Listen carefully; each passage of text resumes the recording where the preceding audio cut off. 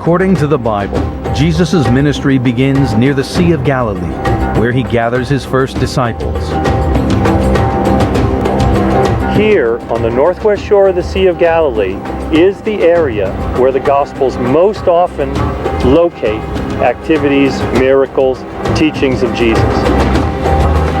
One of the coastal villages is Magdala. Was it here that Jesus first met Mary? Mary Magdalene means Mary of Magdala. She was from Magdala, which is just over the hill behind me. A woman in distress, what the Gospel of Luke calls a case of demonic possession. The woman is Mary. What we know about Mary is that she's possessed by 7 demons. This would have been a very personally traumatizing condition to have. And she hasn't been able to find any kind of respite from it until she meets Jesus.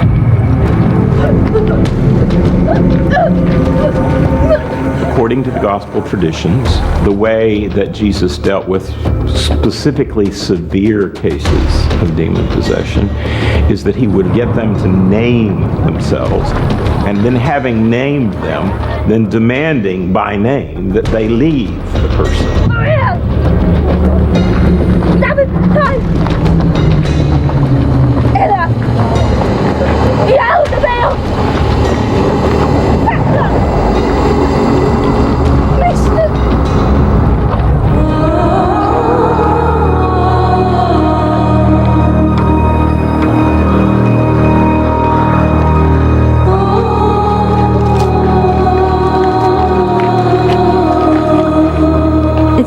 Imagine how profound that moment must be for her to finally feel free and cured and whole. Jesus cleaned up her life, and she became absolutely devoted to him.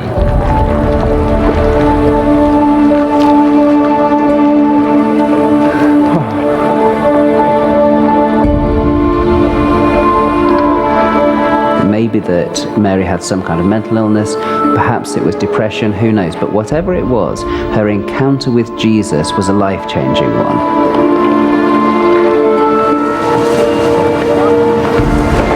Following Jesus' intervention, she is one of several women who join him as followers.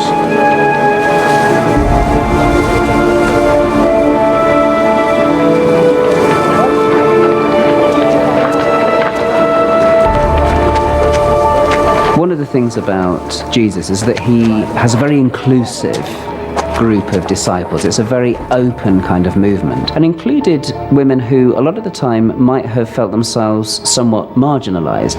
Being with Jesus gave them a sense of identity and self-worth in a way that they often didn't find in ordinary society. Mary Magdalene seems atypical for a Jewish woman of her time. Most Jewish women in the Galilee would have been in some kind of a domestic setting, either as a daughter or a mother or a wife, but to be out in the wilderness with an itinerant preacher with a name that does not link her to any man is unusual. But in the case of Mary, it seems her role goes well beyond that of a simple spiritual follower. One of the things that Mary brought to the Jesus movement was she had money, she had resources. She was one of several women who actually helped support Jesus, who provided for him during his mission.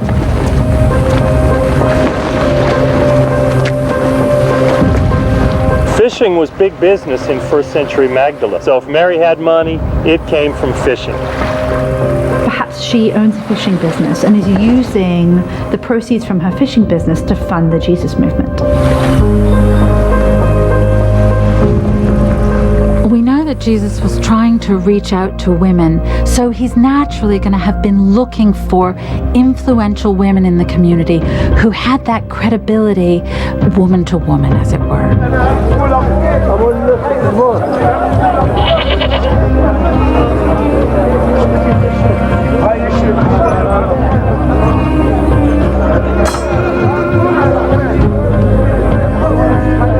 Luke describes these women who are supporting Jesus. We have Mary Magdalene, but we also have Joanna, the wife of Herod Stewart, and Susanna, and many others. So there are a lot of women who are supporting Jesus, which means that they're also following him. And there's a name for people who follow Jesus, and that name is disciple.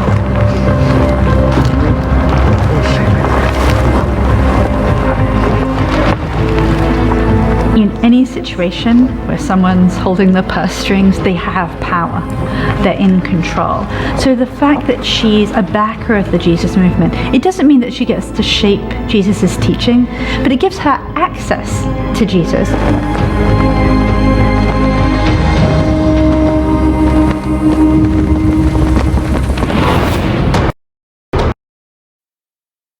Moses during the many months that he preaches in Galilee. But what happened during that time? An astonishing discovery made in Egypt in 1945 points to one shocking answer. This is ground zero for those conspiracy theories that there was some sort of a relationship between Jesus and Mary Magdalene. Could it be that Mary and Jesus were married?